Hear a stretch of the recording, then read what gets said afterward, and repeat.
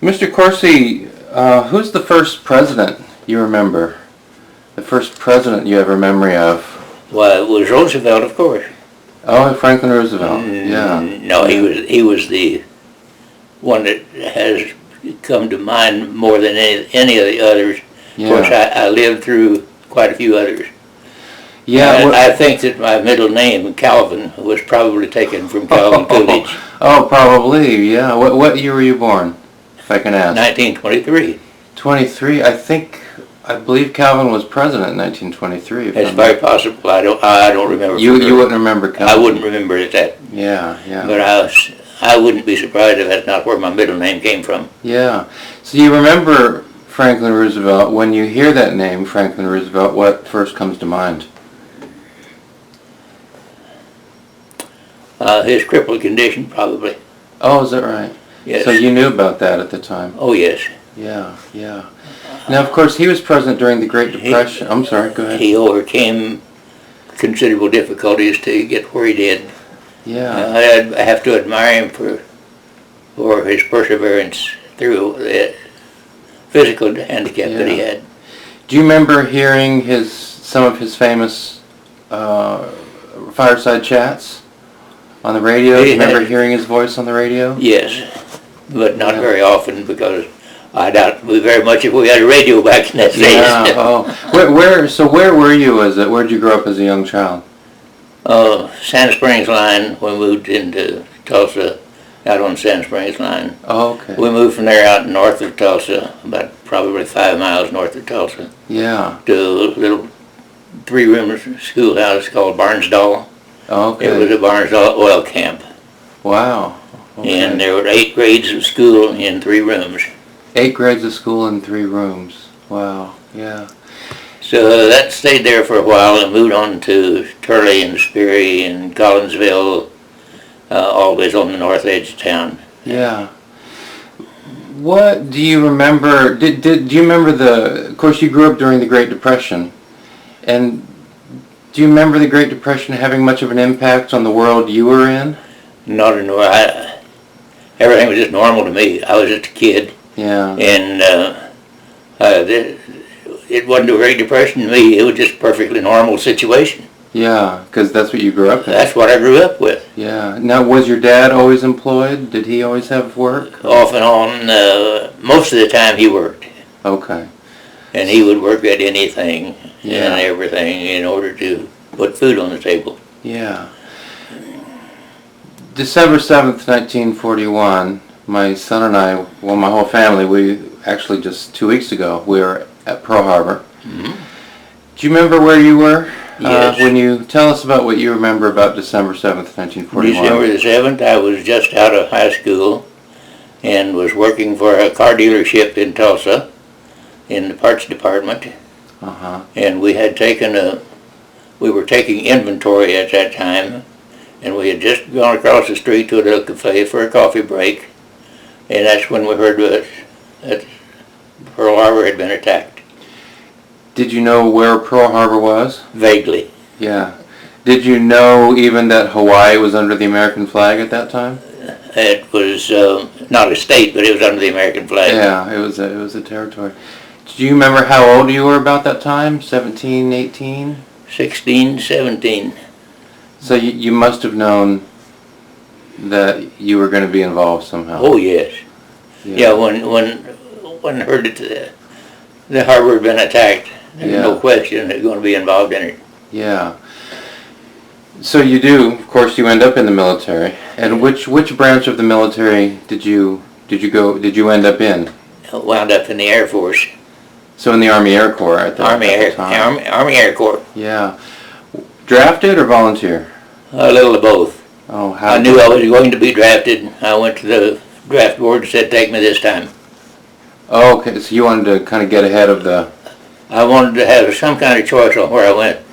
Yeah. What branch of the service I went in. Okay. I stood a better chance of getting my choice if I volunteered. Yeah. You could not volunteer directly there. They didn't want you. They wanted everything to go through the draft board. Yeah. Did you consider the Navy at all? No. No. Just, you grew up in the middle of the country and the ocean was a foreign thing.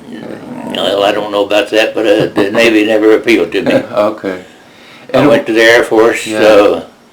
You get 3 meals a day. You get a nice warm bed. You don't get the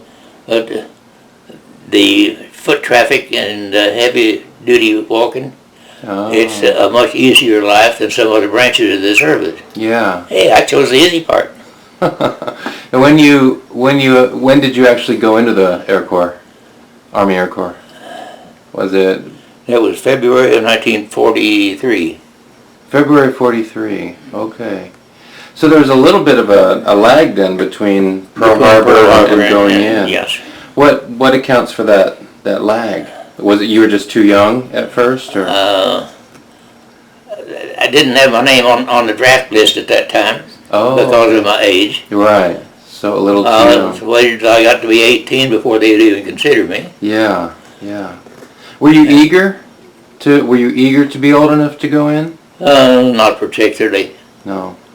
Because you mentioned, your initial thought was Army Air Corps would be maybe a little easier than infantry. Mm-hmm. But of course, 1942, being in the Army Air Corps flying missions out of England, a lot of those planes are getting shot down. Mm-hmm. That was pretty tough at that time. That was pretty tough. Yeah. In between that time, Pearl Harbor and actually going into the military, were you paying a lot of attention to Worked at 3 or 4 different minor jobs. Yeah. Worked in a service station, worked in a steel mill, worked in a machine shop, worked for Spartan Aircraft. Yeah. Just bouncing around here and there. I hadn't settled down or anything. Yeah, yeah. And probably realized there's no point in settling down because Uncle Sam's going to send you somewhere soon anyway, right? Yeah. Were you following the war pretty closely? Not really. No. Typical teenager? Typical teenager. Yeah. At that age, you're bulletproof. Nothing bothers you except your girlfriend and whatever happened the next day. Yeah. If you had a choice at the time, you end up fighting the Germans, you end up in the European theater. If you had been given the choice, would you have wanted to fight in the Pacific theater or the European? European, much rather. Yeah. Why? Why is that the choice you would make? It would be more nearly to my lifestyle. The people over there live more nearly to my lifestyle than they do in the Pacific area. That's true. Yeah, yeah. And the style of warfare, of course, you're mentioning how hard it was for infantry. Fighting the Japanese. The style of warfare, the infantry probably was rougher in Europe than it was in the Pacific. Because it didn't have much territory, not as much land to fight on. Well, that's true. Yeah, the Navy obviously is much more involved. Mm-hmm. The style of warfare. I mean, the Japanese refusal to surrender and the use of kamikazes, and of course that's very tough too. But so where did you go to basic training then? In San Antonio, Texas. San Antonio. Where all the airports. Yeah, right. And I think still, still a major base. Major training base down there. Yeah. I went there for induction, and from there I went to Laredo, Texas. Okay. In gunnery school. Okay, so gunnery school. So this is related. Made an aerial gunner out of me. Right, and what were you going to do? You're going to You want to join a bomber crew and use a gun. 50 caliber? Yeah. On a B-17 probably. Yeah. So when did you actually get into the theater of operations? Roughly. Roughly June of 43. 43, so that means you went... I was only in there 3 or 4 months. Yeah. Then you went to North Africa at first? Yes. Tunisia or... We landed in Oran. Algeria. Algeria, and from there by truck over to Tunisia. Okay. And from Tunis we were in aircraft from there on. Yeah. So North Africa, and then you moved to Italy. At what point, so far as you remember, at what point? Well, let me put it this way: a lot of veterans say, of course, they know that they're going into a war zone, but there's something that happens where that becomes real to them. They understand that, okay, now I'm in a war zone. I understand that. You know, maybe it's a mortar that goes off or they see something. Do you remember, was there something for you that really drove home the point that now young Jack Coursey from Oklahoma is actually in a war zone far from home? Nothing that really strikes my mind. Yeah. Probably the first time that I fired at enemy aircraft. Tell us about that. Seen him, aimed at him, fired. Was he shooting at you? No, he was aiming at our formation. Yeah. Not me in particular. Yeah. Was this when you were flying out of Italy? Yeah. So you had this German MiG that came at you? No, none of the planes you were on were shot down. Not on that. Not in that raid. No. Not in that raid. But there must have been. You flew more than 50 missions, I think. Is that right? No, I think 50 is what they counted for me. 50. So 50 missions. In the 50. The worst raid that our unit went on was the Ploesti oil fields. Yeah. And we lost about half of the squadron on that mission. Fortunately, I was not on it. I did not fly that mission. You weren't on that particular mission. But we lost half of our planes. Going up, these are the oil fields in Romania. Yes. And the goal being to, Hitler had The goal those being fields. to knock the oil fields out. So now, how many planes would go out on a mission like that, roughly? Just as an estimate. I'd say 50 or better. Wow. So on this one, everything they could get together to go. Sure. So on this one mission that you're talking about now, maybe half of them. Ploesti, they had everybody out on that one. Yeah. We have flown on missions that where there's only a dozen planes. Yeah. Right. If you can take Hitler's oil, then you can, shut down that war machine. Mm-hmm. So none of the planes you were on, so far as I know, were shot down. No. But you must have seen a few of them go down, and had lots of holes in ours. Yeah. Yeah. When you see the planes go down, did you have an opportunity sometimes to look for parachutes? To see if the parachutes are coming out? Why? Because usually you're just too busy. Too busy. Just doing your own work. Yeah. Do you know if you ever shot down or played part in shooting down a German plane coming at you? Not for sure. Yeah. I've fired a few rounds, but I don't know if I ever hit anything or not. Yeah. How many would be a few rounds?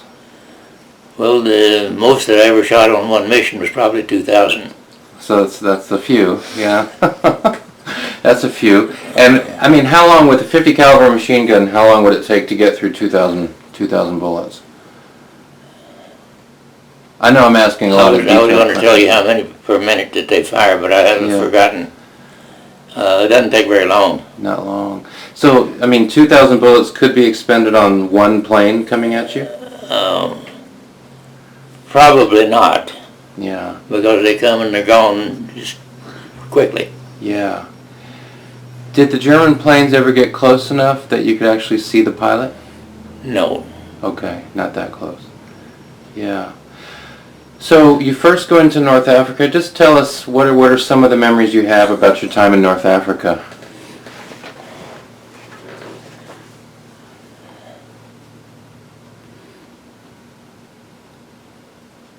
Really don't have hardly any memories of North Africa.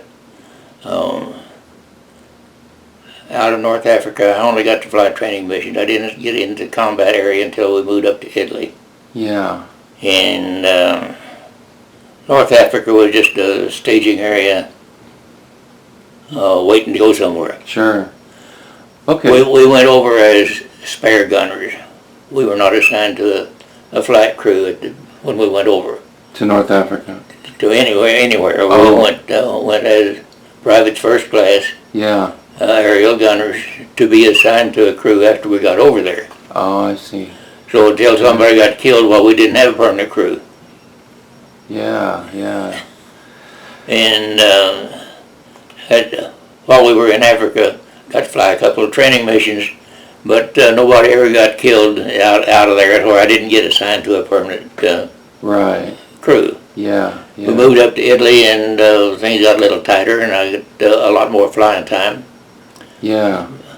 And still didn't get the increase in rank that everybody else had. We were still flying as PFCs.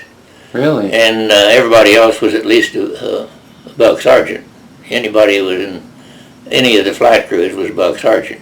Yeah. And me and 3 or 4 others that went over with me were still privates, first class. Did you ever ask why? They just wouldn't promote us. I don't know why. Okay.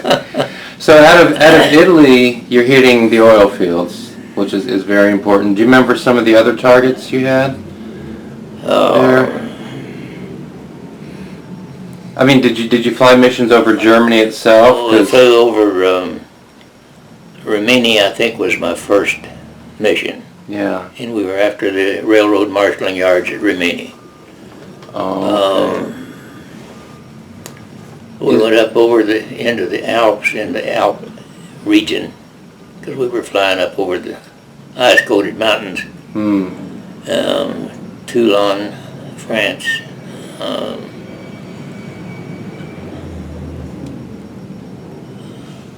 None of them really leave their name with me. Right, sure. Well, I mean, I know the oil fields in Romania were a major. Yes. Yeah, they were a major target. What did you think of the Germans as an adversary? Were they? Yeah. Well, let me put it this way. You know, for example, during the Spanish-American War, American soldiers didn't necessarily think a whole lot of their Spanish adversaries as serious fighters. Oh. How about the German airmen were good. Yeah. And the gunners on the ground were good. They shooting their anti-aircraft gunners. Those 88s, yeah. Those 88s. And yes, I had a lot of respect for them. Yeah. Talented. Yes. And persevering. They had a lot of practice too. Yeah, that's true. Yeah, that's true. So you're flying these missions out of Italy. Now I think I read in another interview you had that there was just one occasion where I think one crew member was hit by flak on one of your planes. Is that right? Yeah, we lost a ball turret gunner. Okay. Was he killed? No, he was injured but not killed. He was wounded by flak from the ground. Yes. Okay. When the flak is hitting the plane, are you aware of that at the time? Can you hear it? You can hear it hit the plane. So it's one of the things I wonder, and it's, I know you've got these long flights. So you're doing hours to your mission, get shot at, your plane gets hit, you know your plane is hit, hours back. And I'm just wondering about how you sort of deal with that psychologically. I mean, you know that your plane has been hit. I guess you would know if there's some kind of emergency on the plane. But a problem with the aircraft, to keep it from flying, you would know about it. Yeah. A few holes in the plane won't affect its flight characteristics enough that a passenger, a gunner, would know it. Yeah. Now the pilot might be able to feel it and tell the difference. Yeah. But the gunner would not know. Would. So did you ever have a plane that had difficulty making it back home? No. Okay. They got back with 50 holes in the plane one day. Wow. So they were getting close to us. Yeah. So I'm just interested in, and at this time, what are you, 20? Maybe 19? 19. Is that, when you look back on that, does that seem kind of incredible to you? You look at 19-year-olds today, and you think, that's how old I was when I was firing a 50 caliber machine gun from a B-17 getting shot at by Germans in World War II. Does it ever kind of amaze you that, such young people are given such incredible responsibility? No, because that's the only kind of people that can get to take that responsibility. By the time you get to my age, hey, I know better than that, I'm not going. Yeah, I understand that. Yeah. And by the time that you're 30, You're married, you got a family to contend with. They got to have the youngsters. Yeah. Because maybe there's that sense of invincibility too, at least at first. Oh yes, you're bulletproof at that age. Nothing can bother you. Yeah. Can't happen to me. Yeah. How did you feel that time? Because I know, I mean, I've talked to other guys who are on B-17s. I think they would say, you know, like 8 hours. You know, I mean, maybe, I don't know how many hours total. Yeah, 8-hour mission would be common. 8, yeah, so 8 hours. How did you feel that time yourself? It's so noisy you can't talk. So Yeah. the only communication you have is through your earphones and whoever is talking on it. And that's not encouraged. Because that communication is reserved for information back and forth between the various sections of the aircraft. Yeah. So casual talk is not encouraged. Yeah. You sit there and look out the window. And there you're just sort of lost in your own thoughts. Yes. Were sometimes some of those thoughts like, what am I doing here? I never felt that way, no. How did you feel? Hey, this is what's going on in the world, and I'm just part of it. I'm part of it, yeah. Did you feel that you were supported by the folks back home? Did you I feel, never gave it a thought, but yes. Yeah, you knew the country was behind you. Yes. Yeah. The bombs that you dropped, that your plane dropped on the targets, did you ever write messages on them? No. No, never did that. I mean, some people did, but yeah, I've heard that they did. Yeah. So, how long were you in Italy? You first got to North Africa, then you were flying missions out of Italy, and then roughly how long were you in Italy?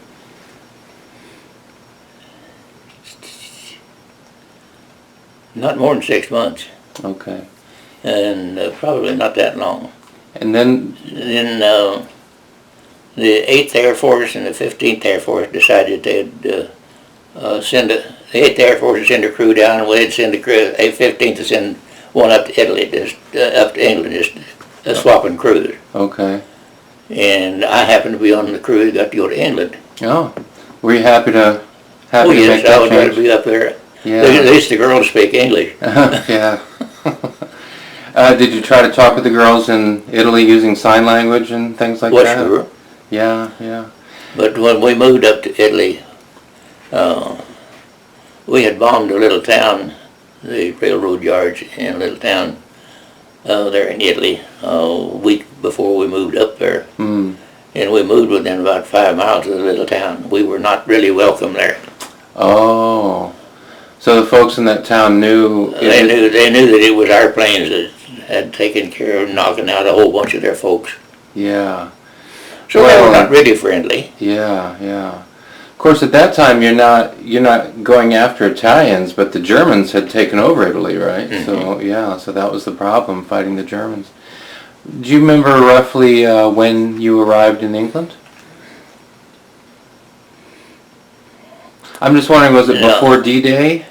Oh yes. It must have been before D-Day. D-Day. It was before D-Day because we flew D-Day. Oh. We flew over the front line, we flew over the invasion, and you could almost walk across there on the boats. Oh, there were so many boats there you wouldn't believe. And we dropped our bomb loads in front of the troops, trying to clear out the way for them. Yeah. But we only made one mission. We were scheduled for 2, and for some reason or other, we only made 1. You made that one mission. Well, of course we just passed, just a couple of days ago, we passed the 75th anniversary of D-Day. So let's just kind of focus on D-Day. It's obviously such a huge event. What's the first thing you remember about that day, June 6, 1944? We got up and got ready for a mission. They told us we were going on a mission. They didn't tell us where we was going. Yeah. They said, load your guns, get your ammunition ready, and get on board. After we took off and the planes had gathered together, we could see from where we were, we could see boats and boats and boats and boats and boats and boats and boats. Across the English Channel. Yes. And we flew out across the front and top of them, dropped our bombs, turned around and came back. Nothing to it. Yeah, when you saw those boats in the channel and they're all heading in the same direction, you know, We towards knew what was going on, yeah. towards France, towards Normandy. But we hadn't been told that that's what was going to occur. Yeah. We had yeah. no idea. When we got up that morning, we did not know that was the day. Wow. Yeah. Not until we got in the aircraft and could see what was going on did us normal people know about it. Now, it is probable that the officers, the pilot and navigator, Yeah. had to know where we were going. Yeah. Yeah. Because they had to have a specific target in mind, Yeah. and they had to know where they were going. Yeah. But they didn't tell the rest of the crew. There must have been rumors that the invasion is coming. I mean, were there rumors? I did not hear any of them. Really? Wow. That's Very, amazing. very likely there were, yes. Yeah. So you saw that armada crossing the channel. And so even without anybody telling you, you must have known this is it. Oh, yeah. This is the invasion of France. Yeah. So you drop your bombs, you fly back to England, and then what happens the rest of the day? Go back to the mess hall and back to bed. Yeah. Wow. Yeah. What else can you do? Right. Sure. How about the next day? What do you remember? Because of course, as June 6, 44 carries on, you know, some of the beaches are fairly easy. Omaha, of course, is very tough. But it's successful. We did not get the news that like we do today. Yeah. You didn't hear what was going on. Mm. Now I'm sure that the officers and the squadron leaders and etc. Yeah. Kept up with what was going on. Yeah. Us common airmen had no idea what was going on. Yeah. The radio silence. They wouldn't tell Right. anybody anything. Yeah. So it's maybe a couple days before the word Before anything, or any word reached us, yes. filters out the beach is secure and the Germans are backing up. Mhm. Do you remember ever wondering if the Germans might actually win this thing? No, I never did wonder. No. Were you always confident that they... Oh yeah, cocksure. Yeah, they were tough fighters. Well, so you're part of the D-Day invasion. Mhm. You know, that's incredible. I mean, you know, see, for you, that's just something you did in your life, but, you know, for a history teacher, you know, that's a big deal, right? And for you, it's a big deal. You know, for the world, it's a big deal. It doesn't feel like a big deal to me. All right, I But understand. then, I understand. I can understand where you're coming from, yes. Yeah, wow. It is a big deal. It's, I can, yeah, that's why, you know, Oh, 75th that anniversary. incident made an impact on everything that's happened ever since then. Yeah. What, just sort of summarize the rest of the war. You know, I read something you said that, you know, I think by the time you get to England, you don't have very many German planes No. coming at you guys. By that point, the German Air Force has been Pretty well decimated. So what is the rest of the war like for you? Are you flying bombing missions over German cities? Bombing missions, knocking out their capability to produce war materials, Yeah. primarily factories and railroad yards. As time went on, did you notice a lessening in the artillery fire from the ground? Never did notice any lessening in that. It was always pretty thick. Yeah, which is, you know... Now, they put their artillery around their prime targets, of course. Yeah, The things that they didn't want to lose, that's where they put their big guns. yeah, So they had lots of guns after us. yeah. So 50 missions total. About when in the war did you hit your 50th mission? Was it all the way into early 45? No, it was late 44. It was probably September, October of 44. Because I was back in the States for Christmas of 44. Wow. Yeah. Well, so you were home for Christmas in 44. Was 44, yeah, 44, yes, it had to be 44, Yeah. 45. Yeah, not 45. It's a long time ago, but do you remember, did that feel strange to be at home at Christmas time? It's quiet, it's loving, it's peaceful. knowing that, I mean, just 2 weeks before you'd been in the world of war. Now you're in this, I'm imagining, a fairly comfortable environment. Was it hard to kind of get comfortable and to settle in? No. No, you just settled right in. Just settled right in. Yeah. Were you home? Was that it? You were home? I was home. I reported back for duty about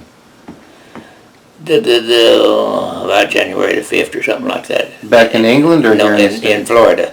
In Florida. And did you ever go back overseas again? Never did go overseas again. Oh, okay. Reported back to duty in Florida, and they didn't know what to do with me. I just came back from overseas. They didn't want to send me back over there again. Sure, yeah. And I said, well, so teach me to fly these things, and I just soon fly as to ride them. Mm-hmm. And they said, okay, we'll put you in cadets. Yeah, yeah. So I became an aviation cadet. To be a pilot? Mm-hmm. Yeah. Where did things go from there? Went to Lancaster, California, Uh-huh. and to learn to fly the old Stearman double wing plane. Mm-hmm. Yeah. And that's where I made my first solo. Okay.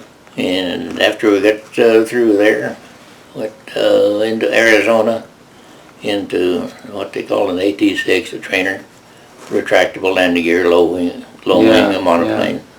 And were you thinking of being a career pilot in the Air Corps?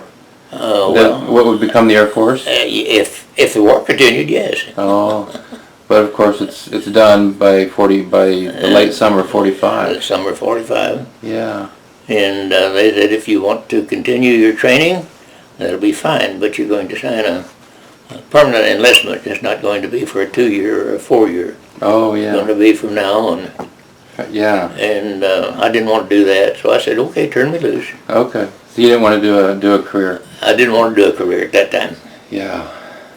Now there's one particular story that we haven't talked about, and that's when the bombs wouldn't fall. So that was over Paris. Yeah. Tell us about this story. We took off in our formation as normal, and we got over our target. And everybody released their bombs. We could see them hitting the ground down there. Our bomb bays were open. And of course we were looking out the windows and what was going on. At that time I was designated as the armorer gunner. They had somebody as responsible to see that all of the guns were in operation, etc. Mm. And as armorer gunner I was designated to go out and release the bombs. Mm. Release them manually. Manually. Okay.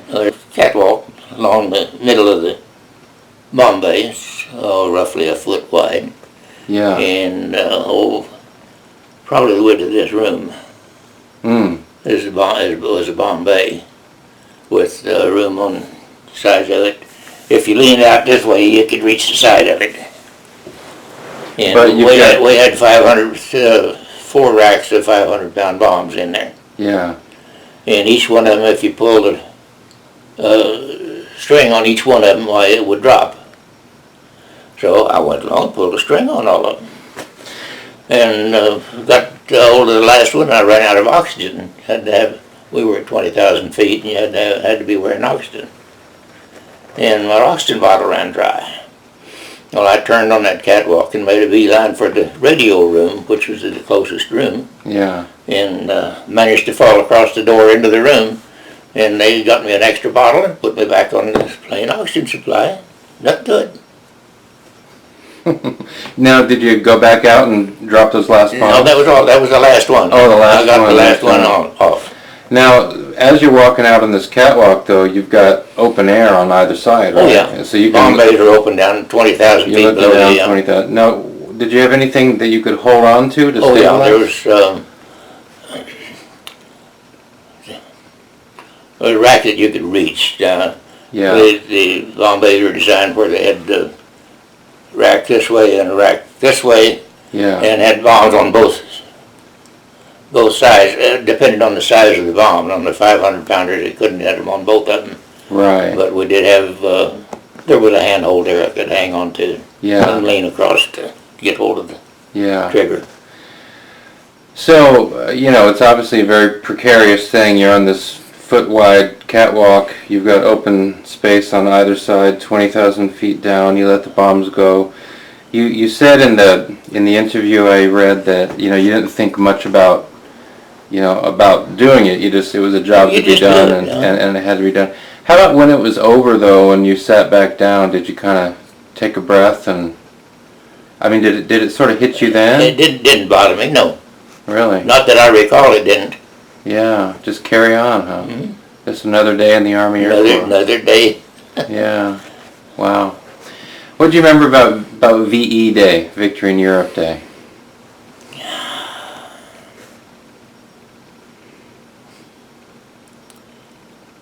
I don't remember much about VE Day.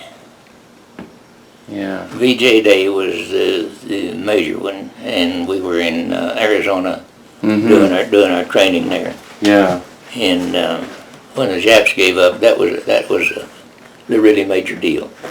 Yeah, I've heard this, that VE Day, that is Victory in Europe Day, is nice, but there's the recognition that the war's not over. We've still got this tough enemy in the Pacific we're dealing with. So here the word comes, VJ Day, the Japanese have surrendered. That you remember. The war is over with. Hey, yeah. Yeah. Where were you when you heard the news? In Arizona. Like Phoenix or something like that? No, Tucson. Were there celebrations there? I was on base. Oh, okay. I never did get off the base. Oh, okay. But we were in our flight training. We were just beginning our night flights. Yeah. I think I'd only made 2 night flights with an instructor on board. I hadn't made a solo night flight yet. Yeah. But the war was done. The war was over with. Do you remember hearing the news about the atomic bombs? I heard the news, but it didn't make an impression on me. You can't fathom what it is. Right, yeah. Yeah. And at that point, there's been so much carnage and, you know what I mean? The war's been so tough. Well, you see one of these towns that you have bombed, that you've done to yourself. Yeah. And it looks like the pictures you see on television of what the Arab towns look like right now. Just nothing left but cement and wires, all that's left. Yeah, yeah. What do you think is important for young people today to know about the Second World War?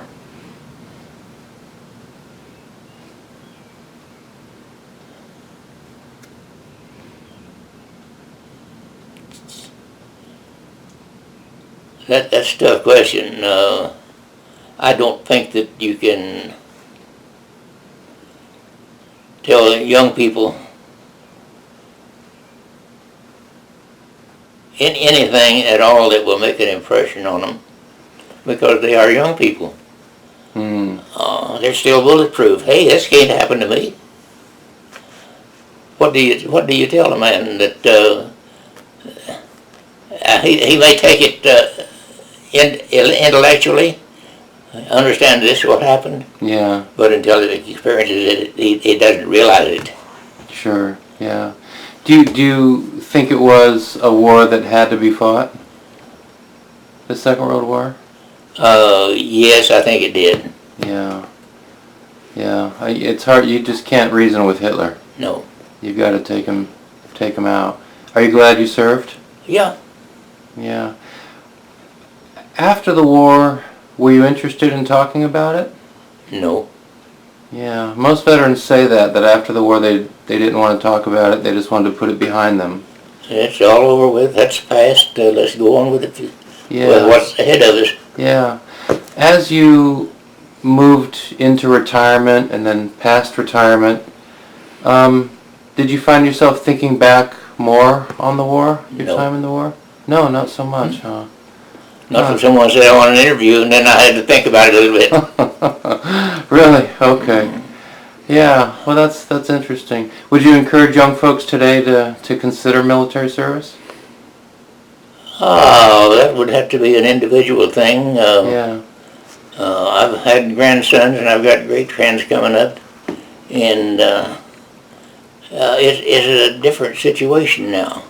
You can go into any of the branches of service at the moment and sit at a desk and move a joystick, and you're controlling what I was flying overseas. It's crazy, isn't it? And Yeah. so it is so different now that I don't know whether I'd recommend it or not.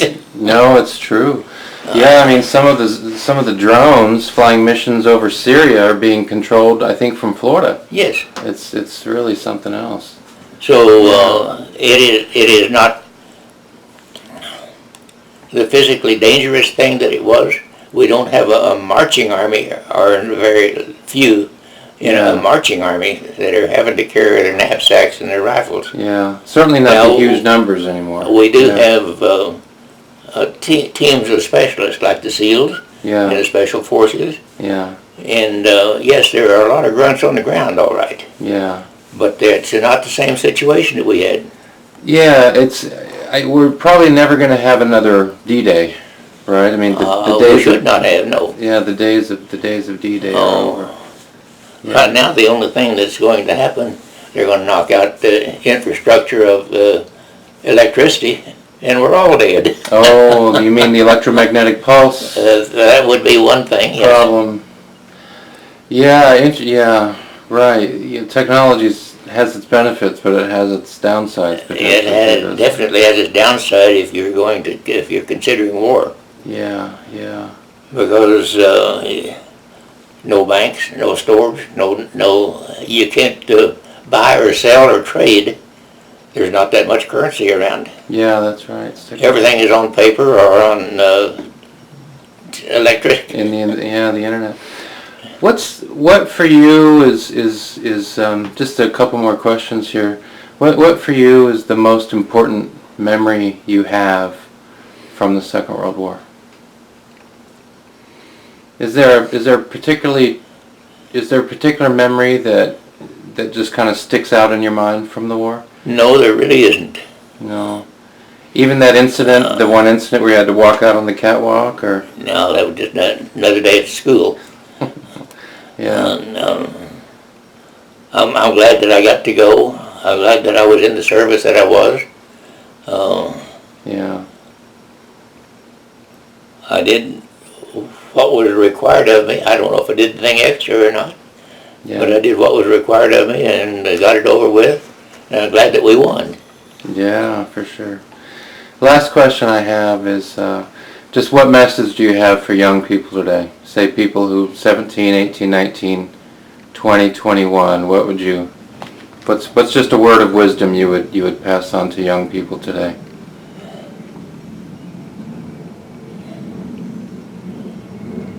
Don't get into war, I guess. Yeah. Stay out of war if you possibly can. It's not a nice place to be. Yeah. But if tell them to take a look at any television of the Arab countries and look at what the cities look like over there and see if they want this country to look like that. Yeah. So just try to avoid war if possible. If possible. If possible. What if it's not possible and we have to go to war, then what? Do everything you can to win. Yeah. Do whatever is required to win. Yeah, that's right. Well, Mr. Coursey, thank you very much for spending time with us. I appreciate it. Thank you. All right. Thank you for the opportunity, because I don't know has I done you any good or told you anything unusual. Just your story is all I wanted to hear. Thank you. Appreciate it. All righty.